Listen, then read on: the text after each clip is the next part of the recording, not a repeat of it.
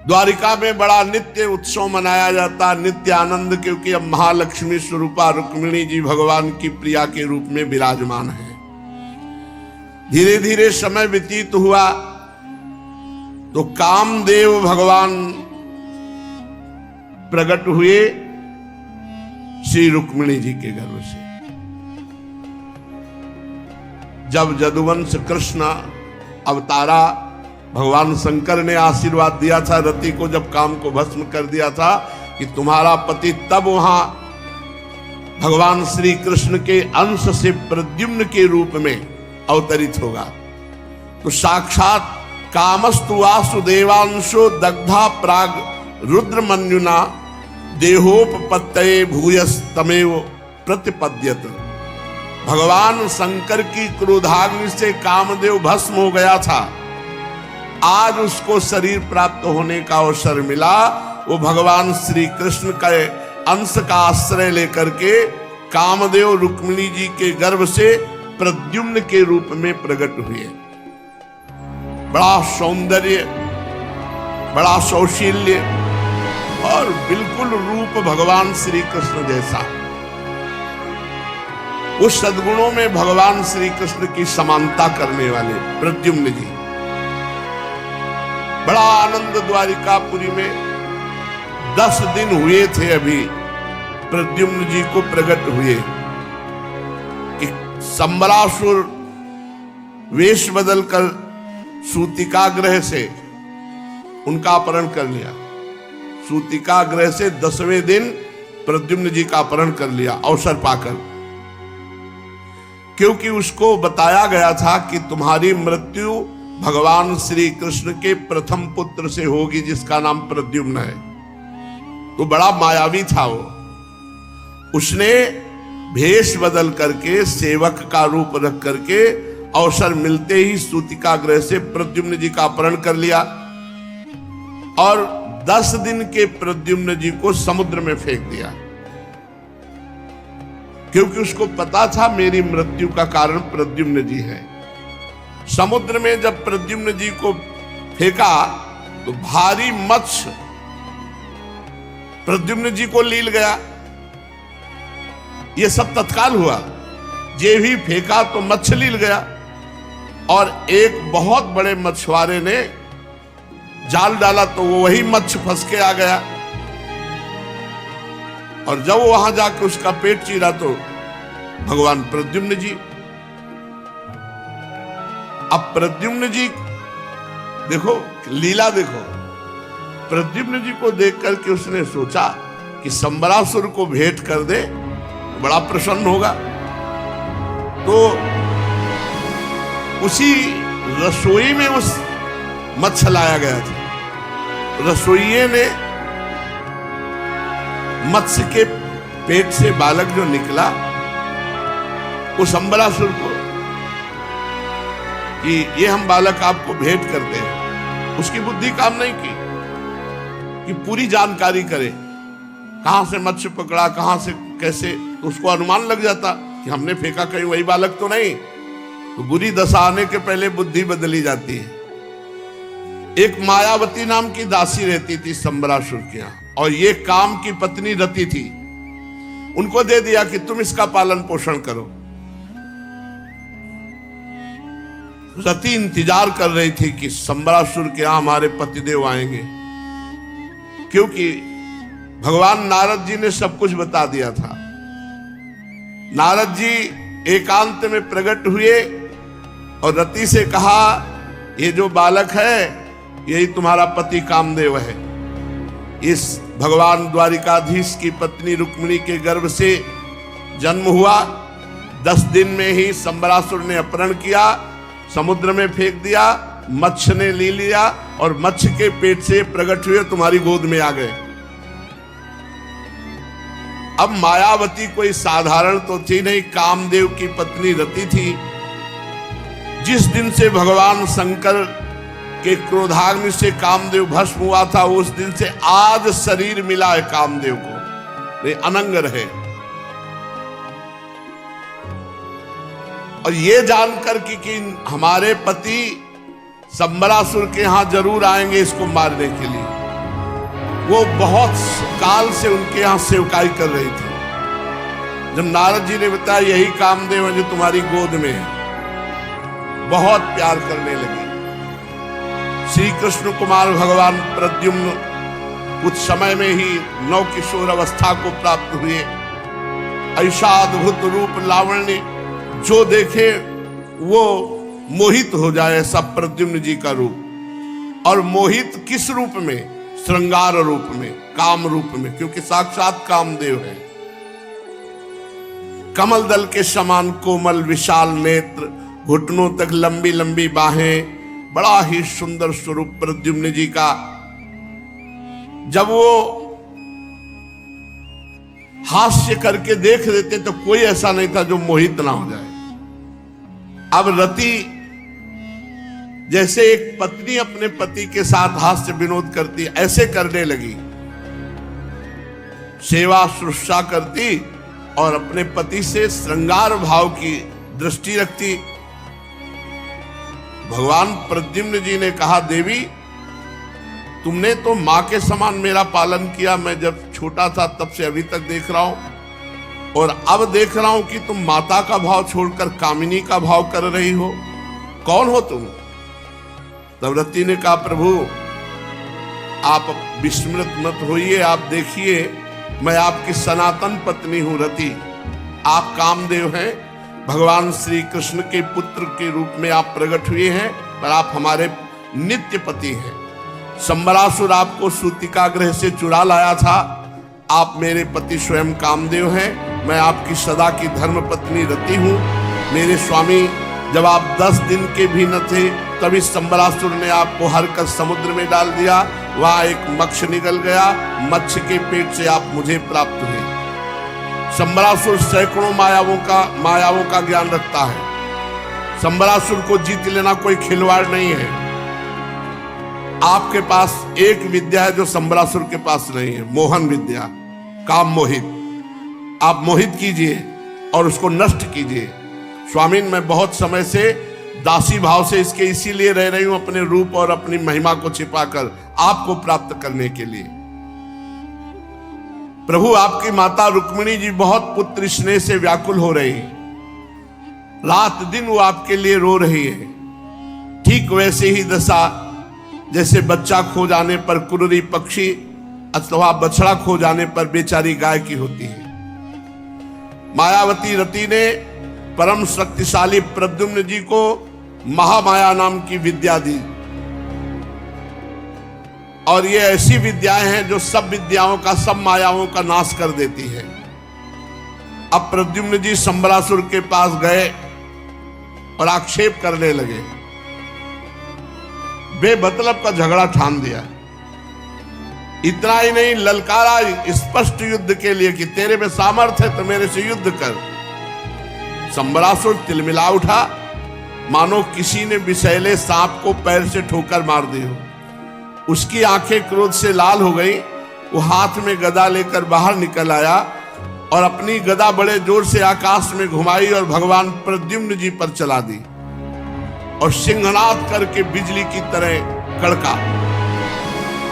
भगवान प्रद्युम्न ने बड़े वेग से आती हुई अपनी ओर गदा को एक क्षण में नष्ट कर दिया। उसने देखा कि ये नौ किशोर अवस्था का बालक मेरी गदा के प्रहार को ऐसे चुटकी में नष्ट कर दिया। इसका मतलब ये माया जानता है। अब दैत्य संबरासुर ने मायासुर के द्वारा बतलाई हुई सारी विद्याओं का प्रयोग करने लगा। तत्काल अंतर ध्यान हुआ और आकाश में जाकर खड़ा हो गया और प्रद्युम्न जी पर अस्त्र शस्त्रों की वर्षा करने लगा। प्रद्युम्न जी ने सत्यमयी महान माया का प्रयोग किया, जो महान विद्या है, ये भगवत विद्या है। संबरासुर के सारे अस्त्र शस्त्र सब खत्म।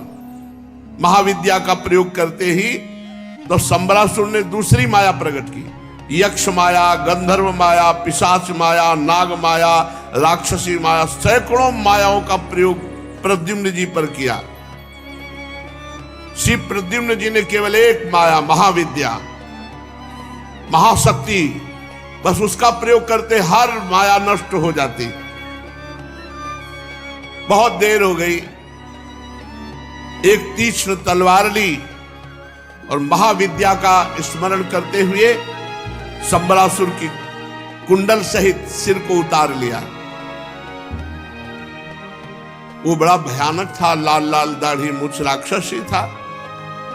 संबरासुर का वध कर दिया। देवता लोग भगवान प्रद्युम्न पर पुष्पों की वर्षा करने लगे। इसके बाद महामाया शक्ति से संपन्न रति ने आकाश मार्ग से चलने की विद्या प्रद्युम्न जी को सिखाई और साथ स्वयं द्वारिकापुरी आकाश मार्ग से आई। ऐसे ही सुशोभित हो रही थी गोरी रति और सांवले प्रद्युम्न जी, मानो मेघ के ऊपर बिजली विराजमान हो। सीधे आकाश मार्ग से रुक्मिणी जी के महल में प्रवेश किया। अंतापुर में प्रवेश करते ही भगवान का जैसा स्वरूप तो जितने लोग देखते सबको लगा भगवान श्री कृष्ण आ गए। वर्षाकालीन मेघ के समान श्याम वर्ण रेशमी पीतांबर धारण के, घुटनों तक लंबी भुजाएं, रत्नारे नेत्र, सुंदर मुख पर मंद मंद मुस्कान, घुंघराली अलकावली, जैसी भगवान की वैसे ही प्रद्युम्न जी की। सबने श्री कृष्ण समझकर वैसे ही आदर। फिर गौर से देखते तो श्रीवत्स और कौस्तुभ मणि नहीं समझ जाते, ये तो श्री कृष्ण नहीं, पर है कौन ऐसा जो श्री कृष्ण जैसा है। विस्मय में भर करके श्रेष्ठ दंपति के पास सब लोगों ने घेर लिया। रुक्मिणी जी इसी समय आ गई। रुक्मिणी जी ने जे ही देखा प्रद्युम्न जी को, ते ही आंसू चलने लगे। वक्षा स्थल से वात्सल्य स्नेह की अधिकता से दुग्ध झरने लगा। रुक्मिणी जी ने सोचा ये क्यों ऐसा हो रहा है। इस पुरुष रत्न को देख करके मेरा मन ऐसे जैसे मेरा पुत्र हो, मेरे वक्षा स्थल से वात्सल्य में दुग्ध झरने लगा। कौन होगी बड़भाग्नि जो इसको अपने गर्भ में धारण किए हो। मेरा भी एक नन्हा सा शिशु था, न जाने कैसे सूतिका गृह से अपहरण हो गया। अगर वो होगा तो ऐसा ही होगा।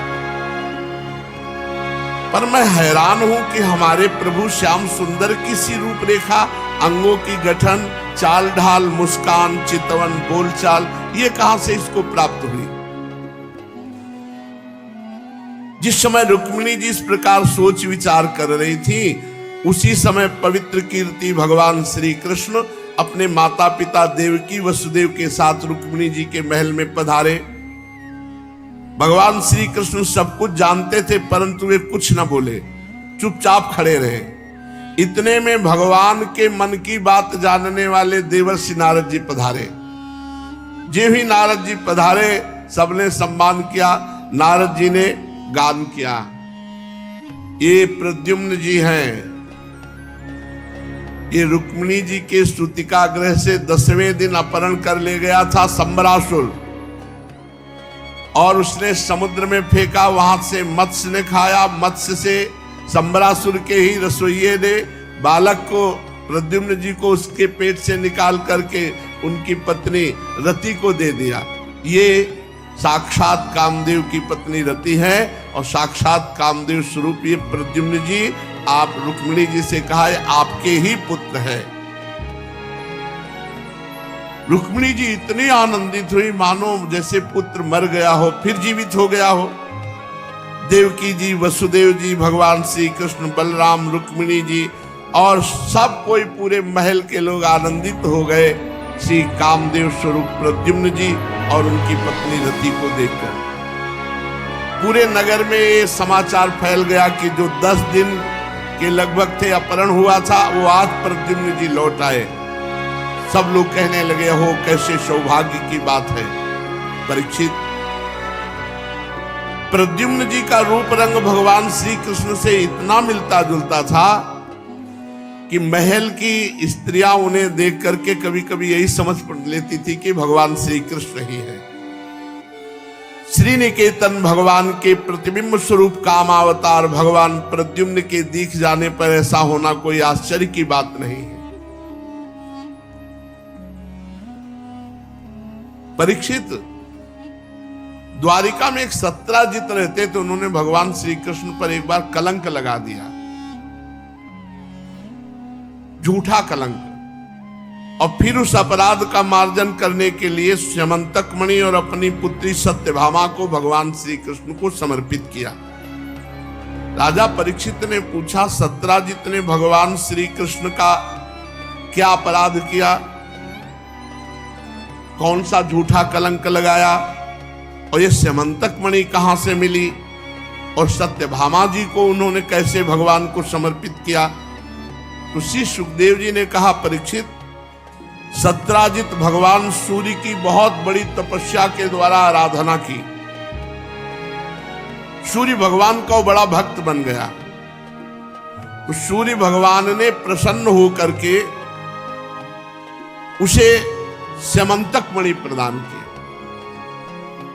सूर्य भगवान सबका मंगल करते हैं, सबको आराधना करनी चाहिए सूर्य भगवान की। जिस समय युधिष्ठिर जी के ऊपर समस्या थी कि बहुत से ब्रह्म ऋषि साथ रहते थे, खान पान की बड़ी असुविधा वनवास में, तो सूर्य भगवान की आराधना की थी, तो सूर्य भगवान ने ही उन्हें बटलोई दी थी।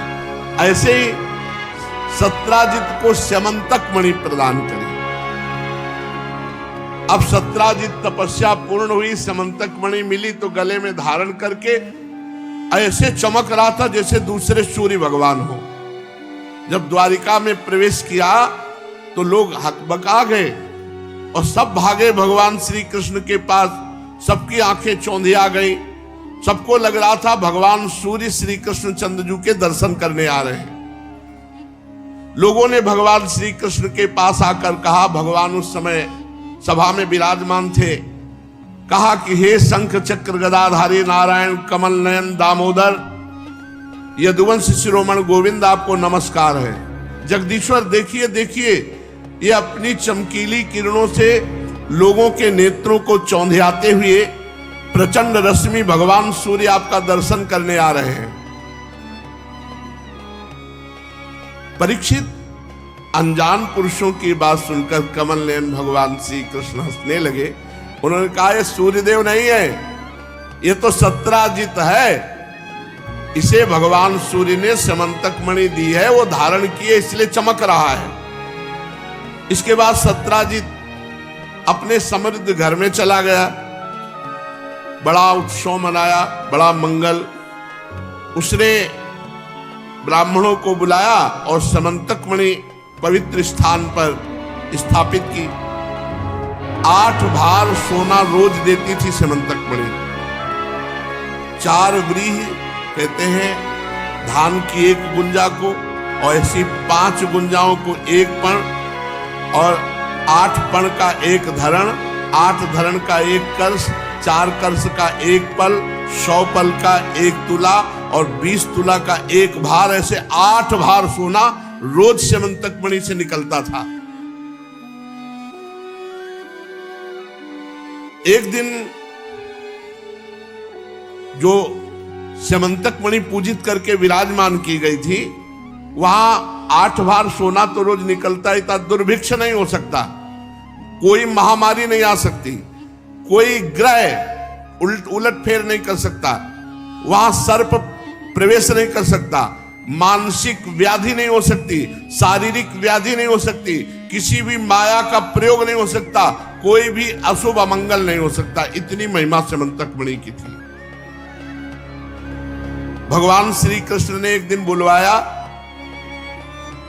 देख लो भगवान आज्ञा उल्लंघन का, अशुभ नहीं हो सकता, अमंगल नहीं हो सकता, दुर्भिक्ष नहीं हो सकती, माया का प्रयोग नहीं हो सकता, कोई मार नहीं सकता, बड़ा प्रभाव स्यमंतक मणि का। लेकिन भगवान की आज्ञा को उल्लंघन हो जाए तो सब उल्टा हो जाएगा। भगवान श्री कृष्ण ने बुलवाया, सत्राजित से कहा कि सुनो, वो जो स्यमंतक मणि है वो महाराज उग्रसेन को दे दो, और जो 8 भार सोना है वो तुम्हें रोज मिल जाया करेगा। स्यमंतक मणि सुरक्षित जगह होनी चाहिए, इसलिए महाराज उग्रसेन को दे दो, राज खजाने में जमा रहेगी, 8 भार सोना तुम्हें रोज मिल जाया करेगा। परंतु वो इतना अर्थ लोभी कि भगवान श्री कृष्ण की आज्ञा का उल्लंघन कर दिया। और उस पर विचार भी नहीं किया कि मैंने अपराध किया, भगवद आज्ञा का उल्लंघन। देख लो आज्ञा उल्लंघन का फल। अब लीला शुरू हुई आज्ञा उल्लंघन के परिणाम की। सत्राजित के भाई का नाम था प्रसेनजित। उसने मणि को गले में डाला, घोड़े पर सवार हुआ और शिकार खेलने के लिए चला गया। ये कोई खिलौना है मणि? इतनी परम पवित्र मणि को पहनकर शिकार खेलने, बुद्धि खराब हो गई। वहां एक जंगली सिंह ने आक्रमण किया, घोड़े सहित प्रसेनजित को मार डाला। देख लो, मणि गले में वो मार डाला। ये है भगवान की आज्ञा का उल्लंघन। नहीं, मणि जहां होगी वहां ये कुछ अमंगल नहीं हो, अमंगल ही अमंगल शुरू हो गया। घोड़े को मार डाला और प्रसेनजित को भी मार डाला। और सिंह ने समझा है कोई खाने की चीज है, तो मणि को भी ऐसे तोड़ लिया और मुंह में दबा के जा रहा था। वो वहां से सामने निकला जहां से ऋक्षवान जाम्बवान की गुफा थी। जाम्बवान बाहर खड़े थे। उन्होंने देखा इतनी तेजस्वी मणि, ये सिंह को मार डाला जाम्बवान जी ने। वो मणि लेकर सिंह को वहीं गुफा के सामने मार करके फेंक दिया और मणि लेकर के वो गुफा में चले गए। जहां मंगल नहीं होता, मणि होने पर वहां मंगल ही अमंगल हो रहा है। और मंगल होगा भगवान का। दो दुल्हन दिलाई से मत तक मणि नहीं, भगवान की आज्ञा का उल्लंघन करने के कारण अमंगल ही अमंगल हो रहा है। जाम्बवान ने मार डाला उसे और वो मणि ले जा करके गुफा में धायमा को दे दी। अब धायमा ने वो मणि चमक रही थी तो जाम्बवती को खेलने को दे दी। अब जब प्रसेनजित नहीं लौटा, 2-4 दिन हो गए, तो सत्राजित को लगा कि भगवान श्री कृष्ण ने कहा था कि मणि उग्रसेन को दे दो, हमने दिया नहीं तो हमारे भाई को मरवा डाला और मणि ले ली। भगवान पर झूठा कलंक लगा दिया। अब वो पूरी द्वारिका में बात फैलाने लगा सत्राजित कि हमारे भाई प्रसेनजित को श्री कृष्ण ने मरवा डाला और मणि ले ली। जब ये बात धीरे धीरे भगवान के पास पहुंची तो भगवान ने कहा बेमतलब ये कलंक का टीका हमारे ऊपर लगा रहा है। अब इस कलंक को धोना चाहिए। तो भगवान ने बहुत से माननीय पुरुषों को साथ लिया और घोड़े के पद चिन्हों के अनुसार ढूंढते हुए गए।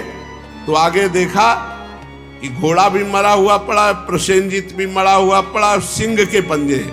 तो सिंह ने घोड़े प्रसेनजित को मारा। अब सिंह के पंजे के अनुसार चले तो आगे देखा गुफा के द्वार पर सिंह मरा पड़ा है। तो इसका मतलब जिसने सिंह मारा तो इस गुफा में होगा। भगवान श्री कृष्ण ने सबको कहा कि यहीं गुफा में रुकना, बाहर द्वार पे, जब तक मैं आ न जाऊं तब तक वापस न जाना। और घोर अंधकार भरी हुई ऋक्षराज की भयंकर गुफा में भगवान ने प्रवेश किया। भगवान ने वहां जाकर देखा इतनी श्रेष्ठ मणि स्यमंतक को खिलौना बना दिया गया। जाम्बवती जी खेल रही। जो भी जाम्बवती जी के पास खड़े हुए तो जाम्बवती जी एकदम चीख पड़ी। तो उनकी चीख सुन करके जाम्बवान जी एकदम कौन आ गया, नजदीक गए। जाम्बवान जी कुपित हो गए कि मेरी गुफा में कौन आ गया मेरी आज्ञा के बिना। उन्हें भगवान का प्रभाव और पता तो था नहीं। वे मार प्रहार करने लगे भगवान द्वारिकाधीश पर। जाम्बवान जी विजयाभिलाषी जाम्बवान जी भगवान श्री कृष्ण पर और भगवान श्री कृष्ण बचाव पक्ष में। अब जाम्बवान जी ने बहुत ही, वो तो महाबली जाम्बवान जी, जब बड़े बल का प्रयोग किया तो भगवान ने मार घोषो जाम्बवान जी को। जाम्बवान जी के घोषा ऐसे लगते जैसे कोई पहाड़ का प्रहार कर रहा हो। एक एक नस नस पीड़ा देने लगी। उत्साह जाता रहा, पसीने से लथपथ हो गए। हाथ जोड़ा और कहा ऐसी मार तो हमारे प्रभु ही दे सकते, दूसरी ले। कोई ऐसा त्रिभुवन में पैदा नहीं हुआ कि जाम्बवान को इतनी पीड़ा पहुंचा सके। तो प्रभु क्या आप मेरे स्वामी श्री राम हैं? पुराण पुरुष भगवान श्री हरि हैं? क्योंकि इतना बड़ा प्रहार कि मेरा प्राण बल, इंद्रिय बल, मनोबल, सब शरीर बल सब क्षीण हो गया, यह केवल मेरे स्वामी से ही हो सकता है। बहुत बड़े बलवान है जाम्बवान जी। जिस समय भगवान वामन ने चरण बढ़ाया था ना, पृथ्वी की परिक्रमा करके जय घोष किया। उन्होंने कई परिक्रमा लगाई पृथ्वी की और जय घोष किया भगवान वामन। इतना महाबल। मेरे इंद्रिय बल, मनोबल, प्राण बल, शरीर बल सब क्षीण हो गए आपके प्रहार से, इसलिए मैं पक्का कहता हूं आप मेरे भगवान श्री हरि हैं। प्रभु मुझे स्मरण है, आपने जब तनिक सा क्रोध किया था तो समुद्र थाल भर के रत्नों की आपके चरणों में आ गया था। प्रभु आपने समुद्र पर पुल बांधा और लंका को विध्वंस किया और बाणों से काट काट करके राक्षसों को गिरा दिया। आप सच्ची बताइए, क्या मेरे प्रभु श्री राम हैं आप? परीक्षित भगवान मुस्कुरा दिए। मुस्कुराने का मतलब स्वीकृति। ऋक्षराज जाम्बवान ने पहचान लिया कि भगवान श्री राम हैं। ए तुम भी पहचान लो, भेद मत करो, वही राम जी वही श्याम जी। कमल नयन श्री कृष्ण ने अपने परम कल्याणकारी शीतल कर कमल को जाम्बवान के जेभी शरीर पर रखा, साड़ी पीड़ा गायब। पहचानवाने के लिए घूसा चलाया था, अब तो स्पर्श किया सोई पीड़ा गायब। ऋक्षराज हम मणि के लिए तुम्हारी इस गुफा में आए हैं, क्योंकि मणि के द्वारा मेरे पे झूठा कलंक लगाया गया है। जाम्बवान जी ने बड़ी पूजा की भगवान की और कहा प्रभु मेरी कन्या ब्याह योग्य हो गई, आप स्वीकार कर लो। तो दहेज में दिया सेमंतक मणि और ब्याह कर दिया। तो जाम्बवती जी भगवान की दूसरी पटरानी हुई। भगवान श्री कृष्णचंद्र जी के घूंसे से जामवंत जी की स्मृति जागृत हो गई। लंकिनी ने कहा ए छुप के जा रहा है, तुम्हारे जैसे चोरों का हार करने के लिए मुझे यहां लंका की सुरक्षा में रखा गया है।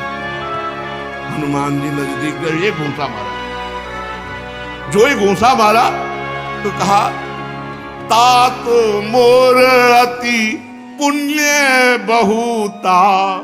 घूंसा लगा, बोले बड़े पुण्य। स्मृति जागृत हो गई। मुठका बार महाकप हनी, रुधिर बमत धरनी धर्मनी, पुण्य संभार उठी सो लंका, जोरी पान कर बेस। जब रावण ब्रह्म बर दीन्हा, चलत बिरंच कहा मोई चीन्हा, विकल होशित कप के मारे, तब जाने निश्चर संहारे। तात मोर अति पुण्य बहुता, देखियो नयन राम कर दूता। तात स्वर्ग अपवर्ग सुख धरी, तुलाए कंग तूलन ताय सकल मिली, जो सुख लव। हनुमान जी ने प्रवचन नहीं किया था, स्मृति जागृत हो गई। घूंसे से स्मृति जागृत। मैं आज धन्य हो गई भगवान के दास का दर्शन। तो जय जामवंत के कितने दिन युद्ध हुआ था जानते हो? 28 दिन। दिन रात कोई चाय नाश्ता भोजन नहीं, बराबर घूंसा चल रहा है। इष्ट देव और आराधक साधक जो भगवान की निरंतर ध्यान मुद्रा में रहते जामवंत जी, वो आराधक और उनके आराध्य देव भगवान श्री राम घनश्याम के रूप में 28 दिन तक घूंसा चलता रहा। जामवंत की रग रग दर्द करने लगी, बोले मुझे स्मृति आ गई। क्या आप मेरे राम जी? मैंने देखा है प्रभु आपकी भ्रकुटी टेढ़ी हुई तो समुद्र कनक थार भर मणिगण नाना, विप्र रूप आयो तजमाना। मैंने देखा है प्रभु आपने संपूर्ण लंका को विध्वंस कर दिया। आज मेरे वही राम जी श्याम जी के रूप में विराजमान है। मैंने पहचान लिया। जब पहचान लिया और चरणों में साष्टांग गिरे तो भगवान श्री कृष्ण ने अपना परम कल्याणकारी शीतल कर कमल उनके मस्तक पर जे भी स्पर्श किया, जाम्बवान की पीड़ा चली गई। जाम्बवान से भगवान ने गंभीर वाणी में कहा, ऋक्षराज जाम्बवान जी, हमारे ऊपर मणि का कलंक लगा था, इसलिए मैं गुफा में आया था। जाम्बवान जी ने कहा प्रभु आप हमें कृतार्थ करने आए थे। भगवान की पूजा की और कहा ये मणि दहेज में और ये कन्या आप स्वीकार कीजिए। जाम्बवती जी को भगवान श्री कृष्ण के कर कमल में समर्पित किया। अब यहां भगवान श्री कृष्ण जिन द्वारिका वासियों को कह गए थे कि रुकना जब तक हम वापस ना आवे, एक को नहीं थे। जब प्रेम का वर्णन होता है ना,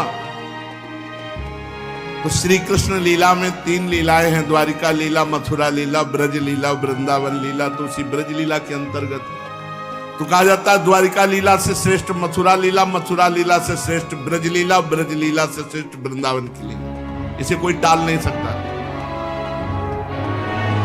अजगर मुंह फैलाए बैठा है अघासुर। सखा कह रहे हमें लगता गुफा है, एक कहता हमें तो लग रहा है अजगर का मुंह है। ये कह रहा चलो घूमते हैं अंदर चल के। और बोले अजगर सही में हुआ तो? अरे बोले श्री कृष्ण है ना। श्री कृष्ण के बल पर अघासुर के मुख में घुस गए ताली बजाते हुए सखा। वहां श्री कृष्ण गुफा में कह रहे हैं कि मैं अकेले जा रहा हूं, 2-4 साथ जाते। एक को नहीं बोले कि रुको रुको प्राणनाथ आप अकेले नहीं जाओगे, और कहा यहीं रुकना। एक को नहीं थे। जब गुफा के बाहर आए, एक भी द्वारिकावासी नहीं था। ये मथुरा, वृंदावन, ब्रज, फिर द्वारिका। जब प्रेम लीला की बात आती तो वृंदावन, ब्रज, मथुरा, द्वारिका। हमारे ब्रज की लीला को सुनकर के प्रभु श्री कृष्ण और बलराम जी और सुभद्रा जी के श्रीअंग प्रेम विगलित हो गए। वही श्री जगन्नाथ जी के रूप में है। जगन्नाथ जी कौन है? द्वारिकाधीश भगवान। वही प्रेम चर्चा सुनकर ब्रज की ऐसा प्रेम विगलित रूप हो गया जो आप जगन्नाथ जी महाराज का दर्शन करते हैं। ये श्री कृष्ण, बलराम और सुभद्रा जी प्रेम विगलित रूप है। भगवान श्री कृष्ण जब गुफा में गए तो 12 दिन तक द्वारिका वाली गुफा के द्वार पर खड़े रहे। जब उन्होंने देखा गुफा से निकले ही नहीं, तो सब द्वारिका लौट आए। ऐसा नहीं होना चाहिए। भगवान ने कहा है कि यहीं खड़े रहना जब तक मैं वापस ना आऊं। वो प्राण निकल जाते, सूख कर शरीर गिर जाते, लेकिन वापस लौटना नहीं।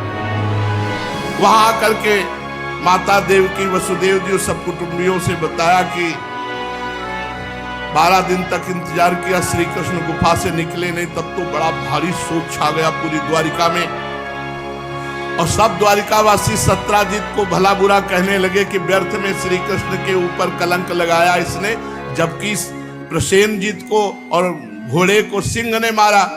भगवान श्री कृष्ण का उसमें कोई तो हाथ ही नहीं है, और ऊपर से झूठा कलंक लगा दिया प्रभु के ऊपर। फिर श्री कृष्ण की प्राप्ति के लिए समस्त द्वारिका में श्रेष्ठ श्रेष्ठ जन ने महामाया भगवती दुर्गा की अनुष्ठान पद, बहुत दिव्य शक्ति है। आपको हम बताएं, एक दिन हम नैष्ठिक ब्रह्मचर्य में जब थे, 18 के लगभग अवस्था शरीर की होगी, तो बड़े सिद्ध महापुरुष हमारे पास ढूढ़ी घाट है, और समय के वो बिल्कुल पक्के। जितना समय दर्शन का बस उतना ही समय नित्य 12 महीना उपस्थित होंगे, इसके अलावा नहीं। अब हम अपने आश्रम से चले 4-6 लोग मिलकर दर्शन करने के लिए, कम से कम 8 किलोमीटर या 10 किलोमीटर पड़ेगा वहां से। 9:30 बज गए, 2-3 किलोमीटर रास्ता तय करना था। 9:30 बजे महाराज जी पट बंद कर देते थे। अब लगा कि इतना चल के आए, दर्शन भी नहीं होंगे। मां भगवती का मंत्र का उच्चारण करते हुए तो महाराज जी अकेले बैठे थे, और जाते ही कहा तुम्हारी भगवती अम्बा ने मुझे रोक लिया है। जाते ही कहा तुम, हमने कुछ नहीं कहा। बोले हम अपने टाइम से जो बिलक बैठे हुए, भगवती अम्बा ने सूचना दी कि कोई आ रहा है तुमसे मिलने, तो इसलिए रुके बैठे। हाल हो गए कि मेरी बात मां सुन रही है, उससे नहीं। तभी तो कहते हैं अनुभूतियां एक एक कदम में आगे बढ़ाती चली जाती है। द्वारिकापुरी के समस्त श्रेष्ठ जनों ने महाभगवती दुर्गा, महामाया अम्बा की आराधना की, कि हमें भगवान श्री कृष्ण जो गुफा में चले गए हैं वो पुनः वापस प्राप्त हो जाए। दुर्गा देवी प्रसन्न हुई और कहा अवश्य।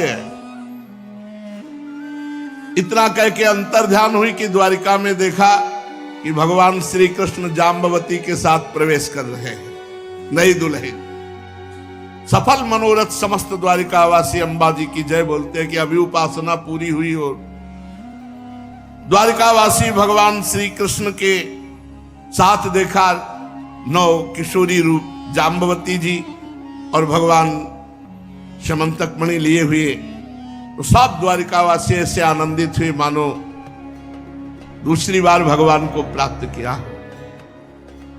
सत्राजित को राजसभा में बुलाया गया उग्रसेन जी के सामने और भगवान श्री कृष्ण ने मणि दी और कहा व्यर्थ में झूठा कलंक लगाया था, ऐसा ऐसा ऐसा हुआ, पूरा बताया।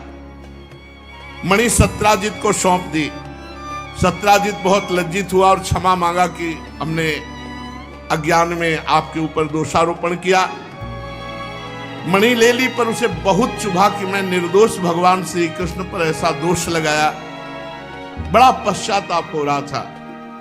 वो घर गया लेकिन उसे चैन नहीं पड़ा कि मैंने भगवान श्री कृष्ण पर ऐसा दोष क्यों किया। वो रात दिन जलने लगा और भयभीत ही हो रहा था कि इस अपराध से मेरा मार्जन कैसे हो, कैसे मैं श्री कृष्ण को प्रसन्न करूं। मैं बड़ा क्षुद्र अदूरदर्शी हूं, कैसे अपने अपराध का। सत्यभामा पर दृष्टि पड़ी, सत्राजित की पुत्री। ओहो, अपराध मार्जन का रास्ता मिल गया। मैं समंतक मणि और सत्यभामा दोनों श्री कृष्ण को दे देता हूं तो मेरे हृदय की जलन शांत हो जाएगी और मेरी पुत्री का जैसा सौभाग्य होगा वो तो महान। बहुत आनंद आया हृदय में। जब सत्य चिंतन होता है तो आनंद आता है। मेरे अपराध का मार्जन हो गया, मार्जन हो गया, उपाय मिल गया। सत्राजित ने अपनी विवेक बुद्धि से ऐसा निश्चय करके स्वयं इसके लिए उद्योग किया और सभा में जाकर भगवान श्री कृष्ण के चरणों में समंतक मणि अर्पण कर दी और कहा कि सत्यभामा मेरी पुत्री है, शील स्वभाव सुंदरता उदारता सद्गुणों से संपन्न है। सत्यभामा को बहुत सुंदर सुंदर वर चाहते थे कि मुझे प्राप्त हो, पर मैं सत्यभामा आपको प्रदान करता हूं। भगवान श्री कृष्ण ने विधि पूर्वक सत्यभामा, बहुत सुंदर थी सत्यभामा, ये पृथ्वी का अवतार है और अंबा जी के अंश से जाम्बवती जी है। पाणी ग्रहण भगवान ने किया। अब 3 पटरानियां हो गई। महालक्ष्मी का अवतार श्री रुक्मिणी जी, अंबा जी का अवतार जाम्बवती जी और पृथ्वी का अवतार सत्यभामा जी। ये 3 पटरानियां भगवान आगे क्रमशः प्राप्त होती जाती है। भगवान ने सत्यभामा जी से जब ब्याह कर लिया तो समंतक मणि पुनः सत्राजित को दी कि मुझे समंतक मणि नहीं चाहिए, आप सूर्य भगवान के भक्त हैं इसलिए आपके पास रहे। हम तो केवल उसके फल के अधिकारी हैं। जो 8 बार सोना हुआ करे वो सत्यभामा को दे दिया करो। परीक्षित यद्यपि भगवान श्री कृष्ण को इस बात का पता था कि लाक्षागृह की आग से पांडवों का बाल भी बांका नहीं हुआ, तथापि जब उन्होंने समाचार सुना कि लाक्षागृह में पांडव जल गए तो कुल परंपराजित व्यवहार करने के लिए बलराम जी के साथ हस्तिनापुर गए। वहां जाकर भीष्म पितामह, कृपाचार्य, विदुर, गांधारी और द्रोणाचार्य से मिलकर सहानुभूति प्रकट की और कहने लगे ये तो बड़ा अनिष्ट हो गया जो पांडवों को लाक्षागृह में भस्म किया गया। जब भगवान श्री कृष्ण हस्तिनापुर चले गए तो द्वारिका में अक्रूर जी महान भागवत हैं, देख लो। बड़ी चूक हो जाती कभी कभी बड़े भक्तों से भी। कृतवर्मा से मिले अक्रूर जी और अक्रूर जी कृतवर्मा दोनों सतधन्वा से मिले और सतधन्वा को कहा बड़ी कीमती चीज है समंतक मणि, छीन लो उसको, लाओ तो मार डालना। सतधन्वा को भड़काया अक्रूर जी और कृतवर्मा और कहा देखो सत्राजित श्रेष्ठ कन्या सत्यभामा का विवाह हमसे करने के लिए कह रहा था, कृतवर्मा ने कहा, और वो श्री कृष्ण को दे दिया। सुनो, अब ऐसा उपाय करो, जहां प्रसेनजित गया है ना, वहीं सत्यजित को भी पहुंचा दो। अक्रूर जी और कृतवर्मा ने भड़काया सतधन्वा को। सतधन्वा तो पापी था ही, उसके सर पर मृत्यु नाच रही थी, इसलिए बात समझ नहीं पाया। अक्रूर जी और कृतवर्मा के बहकाने पर उनकी बात में आ गया, और वहां गया तो देखा सत्यजित सो रहे हैं और मणि एक दिव्य स्थान में रखी। तो सतधन्वा सत्यजित को मार डाला। अब स्त्रियां चिल्ला पड़ी वहां घर की। सतधन्वा कोई भी आवाज पर विचलित नहीं हुआ, सत्यजित को मारकर मणि लेकर वहां से चंपत हो गया। रास्ते में अक्रूर जी मिले, उनका मणि मुझे दे दे, तेरे पास मणि नहीं तो मार डाला जाएगा तू, ऐसे तो तू बच जाएगा। अक्रूर जी ने मणि अपने जेब में डाली, काशी निकल गए। बड़ा विचित्र खेल है। अब सत्यभामा जी जब देखा कि पिता मार डाले गए तो बड़ा शोक हुआ, वो हाय पिताजी विलाप करने लगी। इसके बाद सत्यजित के शव को तेल के कढ़ाई में रखवा दिया गया और हस्तिनापुर को गई और बड़े दुख से भगवान श्री कृष्ण से अपनी पिता की हत्या का वृत्तांत सुनाया। भगवान को सब कुछ पहले से पता था। अनजान बनते हुए कहने लगे, अरे आंखों में आंसू भर के, अरे हमारे ससुर की हत्या हो गई, हम पर तो भारी विपत्ति आ गई, वैसा ऐसे करके विलाप करने लगे। इसके बाद भगवान श्री कृष्ण सत्यभामा और बलराम जी हस्तिनापुर से द्वारिकापुरी लौट आए। पूरा पता लगाया, पता चला अक्रूर जी और कृतवर्मा ने भड़काया था। सतधन्वा मार करके सत्यजित को मणि लेकर भाग गया। जब सतधन्वा को मालूम हुआ कि ये बात श्री कृष्ण को पता चल गई, बहुत डर गया। उसने प्राण बचाने के लिए कृतवर्मा से कहा, तुमने कहा था कि मार डालो, मणि छीन लो, अब हमारी सहायता करो। कृतवर्मा ने कहा, भगवान श्री कृष्ण बलराम जी सर्वशक्तिमान ईश्वर, उनसे हम तुम्हें बचा सकते हैं भला? अरे उनकी समानता कोई करने वाला त्रिभुवन में नहीं। कौन होगा जो उनसे वैर बांध करके इस लोक और परलोक में सकुशल रह सके? तूने देखा नहीं, कंस ने बैर किया, बाल पकड़ के सभा में उठा के पटक के मार डाला। अरे जरासंध जैसे सूरवीर 23 अक्षोणी सेना लेकर 17 बार मैदान से भाग पड़े।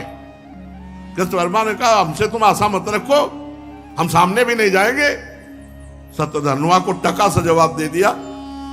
अक्रूर जी के पास गए और कहा, अक्रूर जी सहायता करो, मणि तो आपके पास है, आप हमारी सहायता करो।